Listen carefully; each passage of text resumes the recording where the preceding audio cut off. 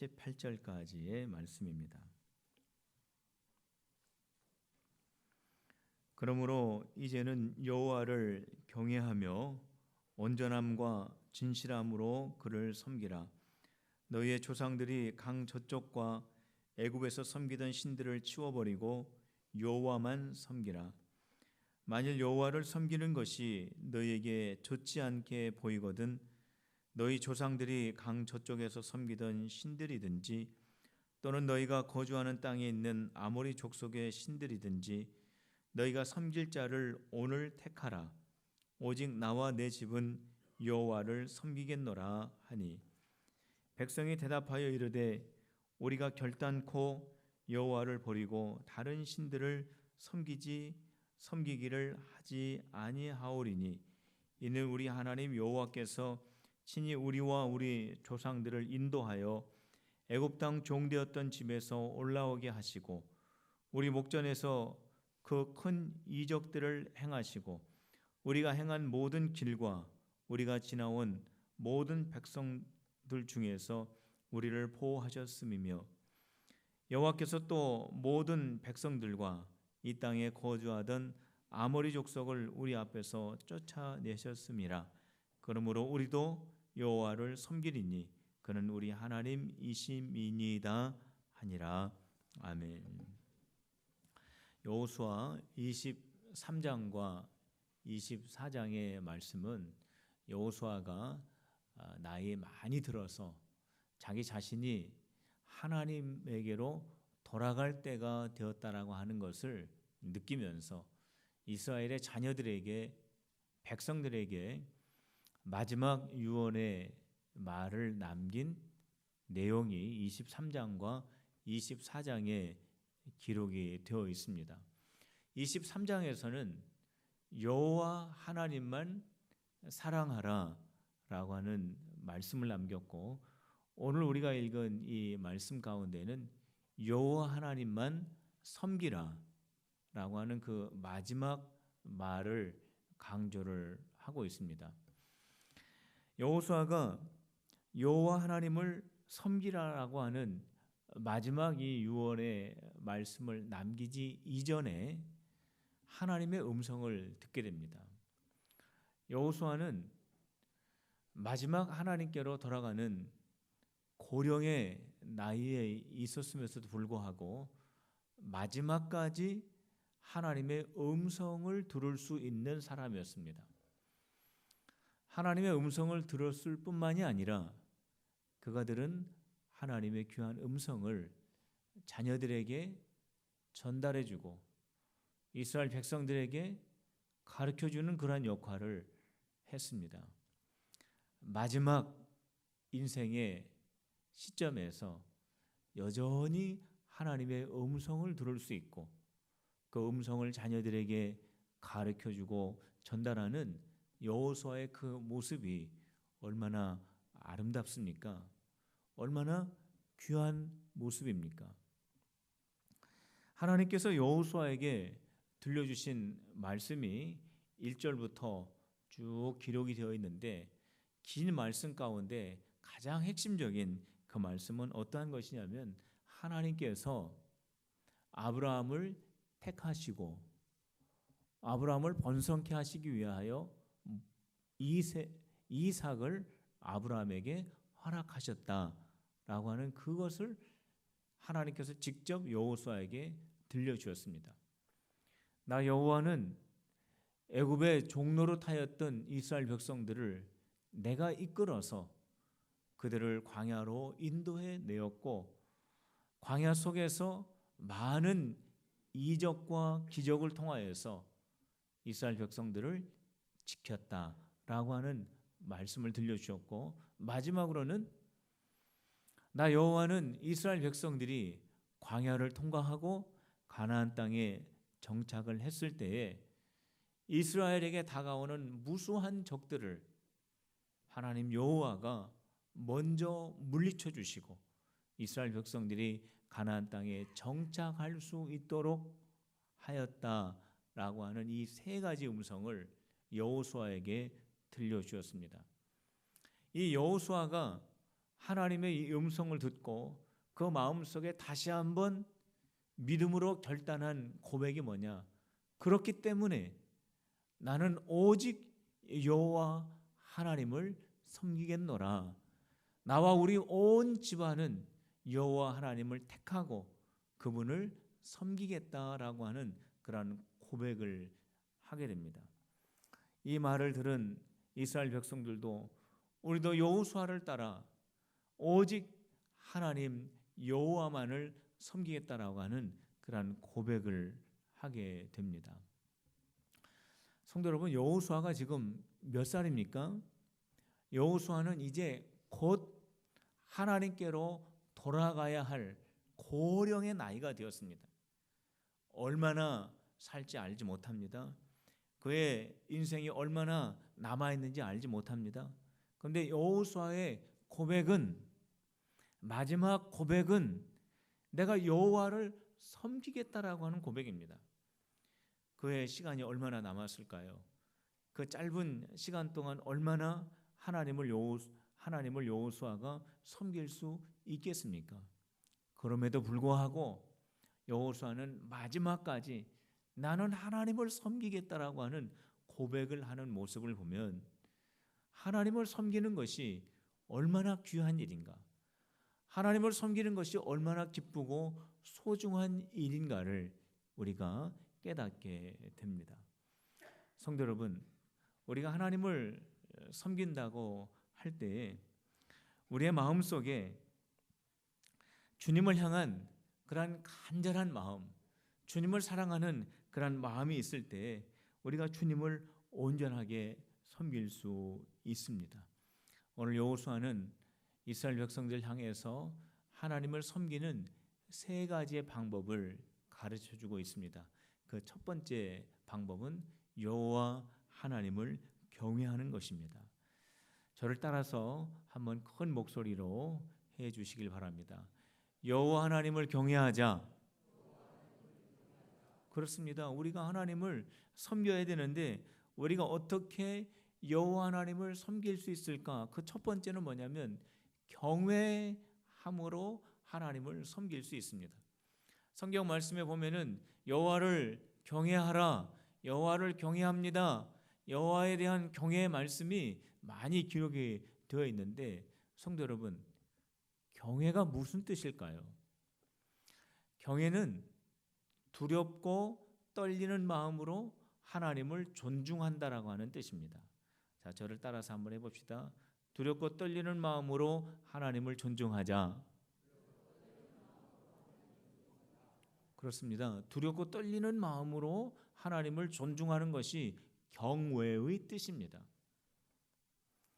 우리가 왜 하나님 앞에 두려워해야 합니까? 하나님께서 우리의 심판자가 되시기 때문에 두려워해야 할까요? 그렇지 않습니다.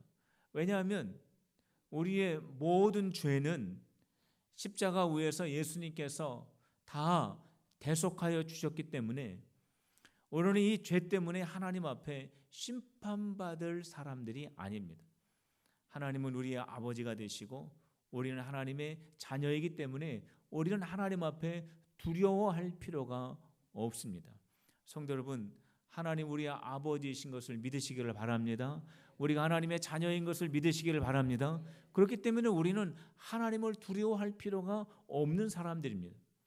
그런데 왜 두렵고 떨리는 마음으로 하나님 앞에 서야 한다고 말씀을 하고 있을까요? 왜 우리가 하나님을 경외해야 한다고 말씀을 하고 있을까요? 그 이유는 하나님이 크신 분이기 때문에 그렇습니다. 우리가 생각하는 것 이상으로, 우리가 생각할 수 없을 정도로 하나님은 크신 분이십니다. 그런데 하나님 앞에 서 있는 우리 한 사람 한 사람은 너무나 작은 사람들입니다. 크신 하나님 앞에, 우리가 상상할 수 없을 정도로 크신 하나님 앞에 작은 내가 서 있을 때 하나님 앞에 두려운 마음을 갖게 되는 겁니다. 하나님을 우리가 두려워하는 이유는 하나님은 너무나 완벽하신 분이기 때문에 그렇습니다. 실수가 없으신 분이십니다. 완전하신 분이십니다. 완전하신 하나님 앞에 완전하지 않은 불완전한 내가 하나님 앞에 서 있을 때 떨리는 마음을 가지게 되는 것입니다. 하나님은 거룩하신 분이십니다.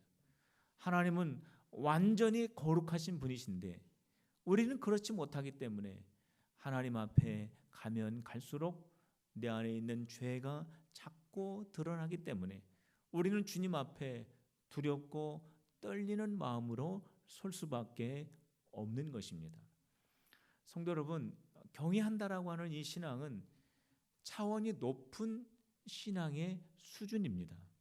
왜냐하면 하나님이 크시다라는 것을 알고 우리가 얼마나 하나님 앞에 작은 자인가를 깨달을 때, 하나님이 얼마나 완전한 자인가를 우리가 알고 우리가 얼마나 불완전한 자인가를 알 때, 하나님이 얼마나 거룩한 분이시고 우리가 얼마나 여전히 죄 가운데 살아가는 것을 알 때 우리는 하나님 앞에 경외할 수 있기 때문에 그렇습니다. 성도 여러분, 하나님 앞에 경외하는 신앙으로 나아가는 우리 필그림의 성도들이 되시기를 주님의 이름으로 축원합니다. 우리가 하나님을 경외한다고 합니다. 하나님을 아버지로 섬기고 우리가 하나님 아버지께 예배하고 우리가 하나님 앞에 정말로 찬양과 경배하면서 주님 앞에 나아간다고 우리가 마음을 먹고 입술로 고백을 합니다. 그런데 하나님을 섬기면서 하나님 앞에서 우리의 마음대로 생각하고 우리가 예수님을 믿기 이전에 생각을 하고 우리가 내가 하고 싶은 대로 행동을 하고 내가 하고 싶은 말을 다 하나님 앞에서 한다면 우리가 하나님 앞에 정해놓은 시간, 예배하는 시간들이 있는데 그 예배 시간에 우리가 성실하게 참여하지 않는다면 우리가 하나님 앞에 예배하기 위해서 그 예배 시간에 나올 때에 지각하고 시간을 지키지 않는다면 그거는 하나님 앞에 경외하는 신앙이라고 볼 수 없는 것입니다.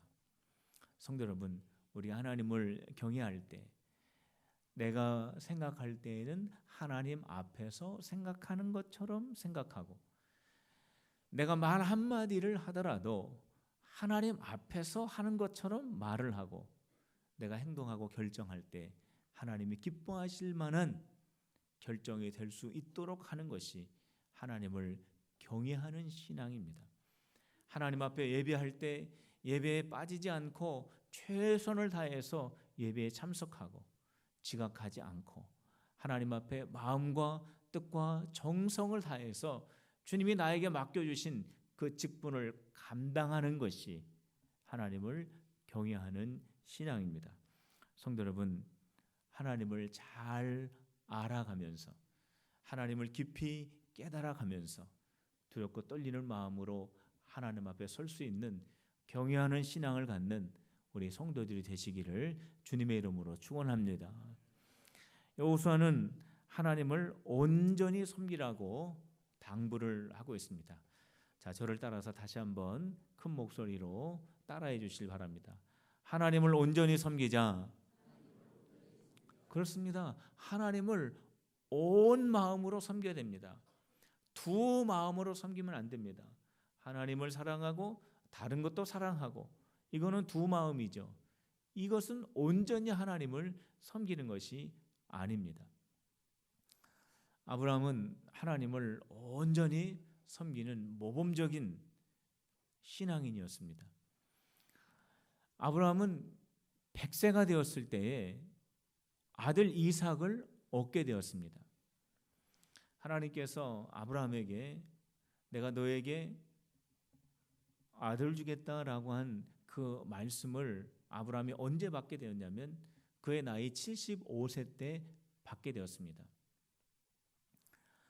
하나님의 응답이 25년 후에 아브라함에게 이루어진 것입니다. 아브라함이 100세가 되었습니다. 100세가 되었을 때 아들을 얻게 되었으니 아브라함이 얼마나 이삭을 아끼고 소중히 여기며 자랑을 했겠습니까? 아브라함에게 있어서 하나밖에 없는 독자 이삭을 생각할 때 너무나 귀한 아들이죠.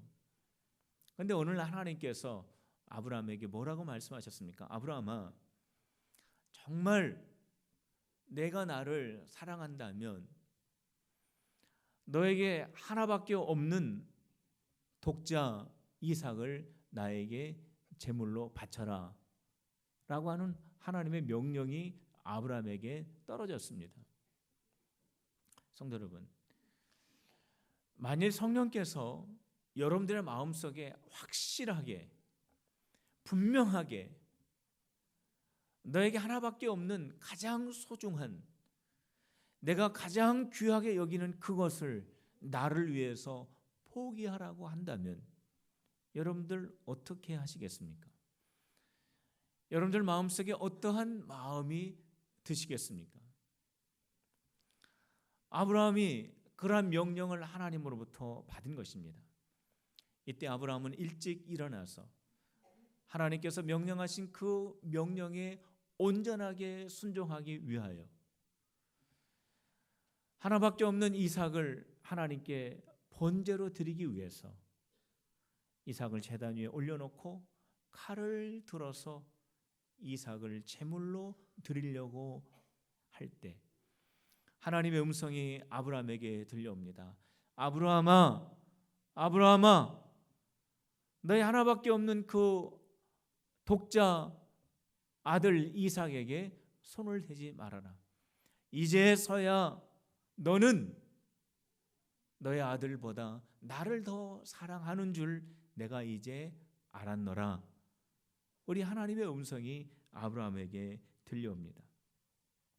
아브라함은 온전히 하나님을 섬긴 사람입니다. 아브라함은 이삭보다도 하나님을 더 사랑한 사람입니다. 이것이 바로 온전히 섬기는 아브라함의 모습입니다. 온전히 섬기는 아브라함의 모습을 보시고 하나님께서 아브라함에게 축복을 해 주셨습니다. 내가 내게 큰 복을 주고 내 씨가 크게 번성하여 하늘의 별과 같고 바닷가의 모래와 같게 하리니 내 씨가 그 대적의 성문을 차지하리라. 또 내 씨로 말미암아 천하 만민이 복을 받으리니 이는 내가 나의 말을 준행하였음이니라 하셨다 하니라. 아브라함이 온전한 마음으로, 두 마음이 아니고 이삭도 사랑하고 하나님도 사랑하고, 물론 이삭도 사랑했죠. 그러나 하나님 다음으로 하나님을 온전히 사랑하는 그 온전한 섬김을 보시고 하나님께서 아브라함에게 복을 주셨습니다. 성도 여러분, 하나님을 온전히 섬김으로 말미암아 하나님의 큰 복을 받는 우리 모두가 되시기를 주님의 이름으로 축복합니다.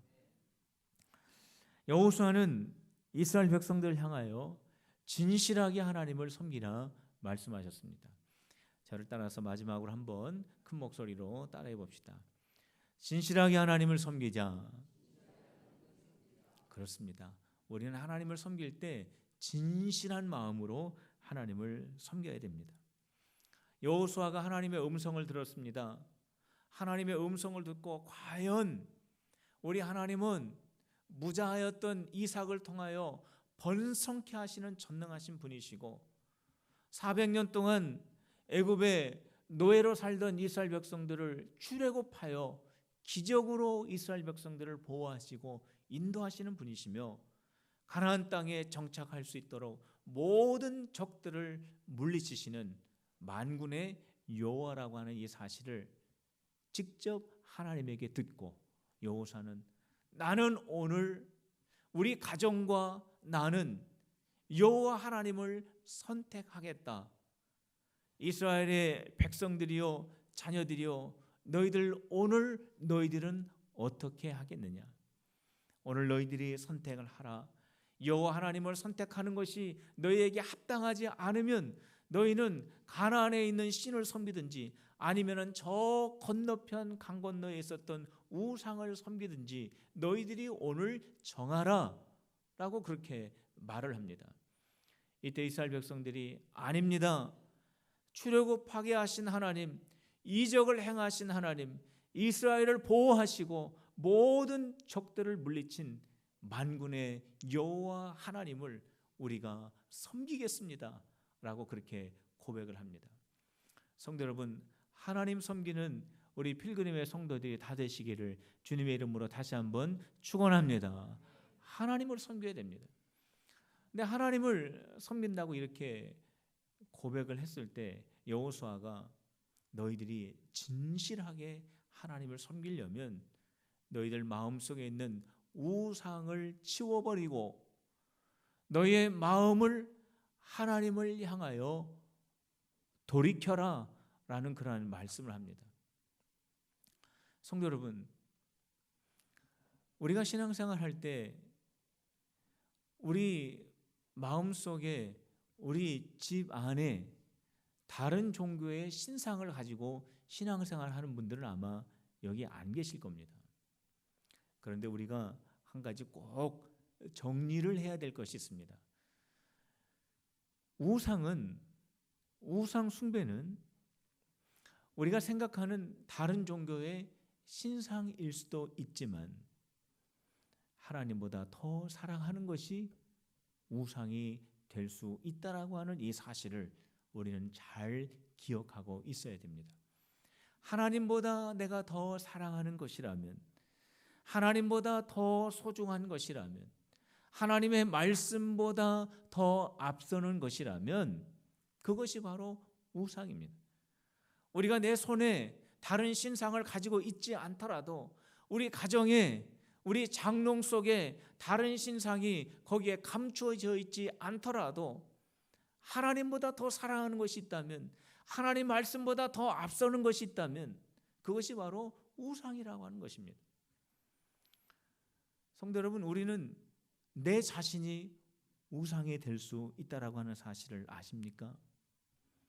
하나님께서 나에게 말씀을 통하여 가르쳐 주시는 말씀들이 있는데, 성령께서 나에게 강하게 감동을 주시면서 나에게 명령하시는 것이 있는데 그것을 우리가 무시한다면 그것이 하나님 말씀보다 내가 더 위에 있는 것이고, 성령의 강력한 말씀보다도 명령보다도 내가 더 위에 있는 것이기 때문에 내가 바로 우상이 되는 것입니다. 우리 가정이, 우리 자녀들이 특별히 우상이 될 수 있습니다. 우리가 하나님을 섬기고 하나님을 믿는다고 하지만은 하나님을 믿는 것이 우리 가정이 잘 되기 위해서 하나님을 믿고 우리 자녀들이 잘 되기 위해서 하나님을 믿는다면 목적과 수단이 바뀐 것입니다. 무엇이 목적입니까? 우리 가정과 우리 자녀들이 목적입니다.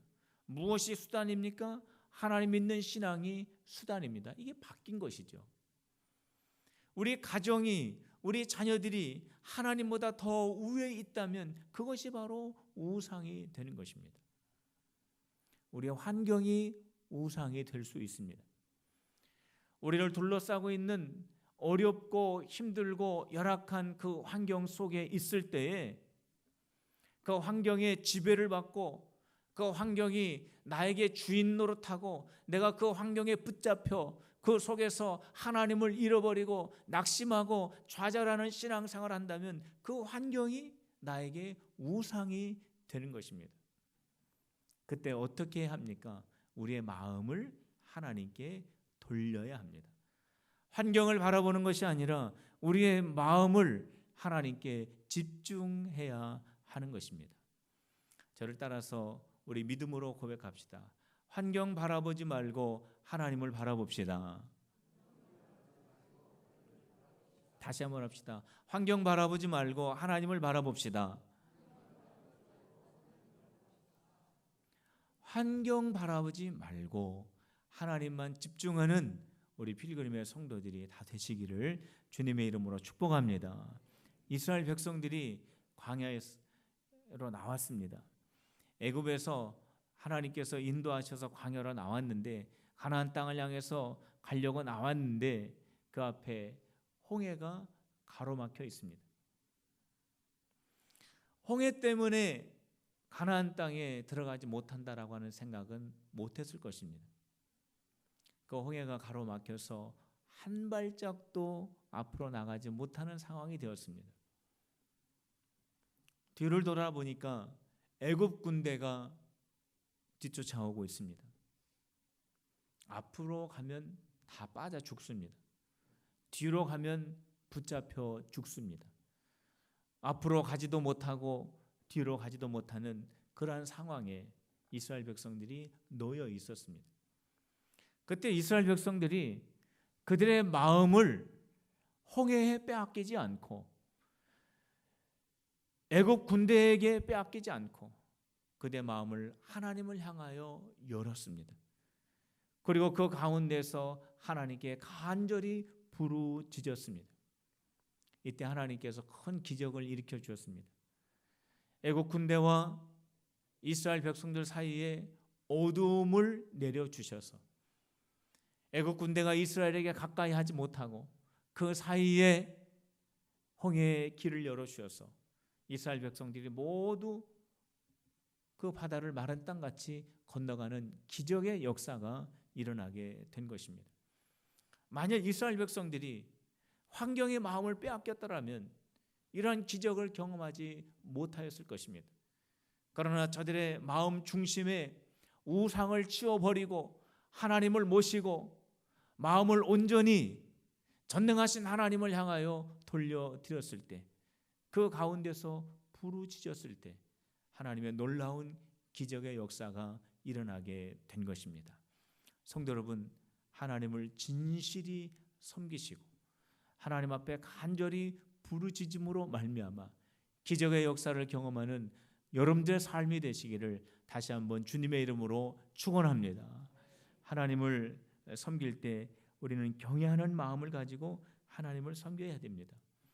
두 마음이 아니라 한 마음을 가지고 하나님을 섬겨야 됩니다. 하나님을 온전한 마음으로, 진실한 마음으로 섬겨서 구원의 하나님, 이적을 행하시는 하나님, 보호하시는 하나님, 우리에게 승리를 주시는 하나님을 경험하는 우리 모든 성도들이 되시기를 주님의 이름으로 축복합니다. 오늘 이 시간 이어서 성찬 예식을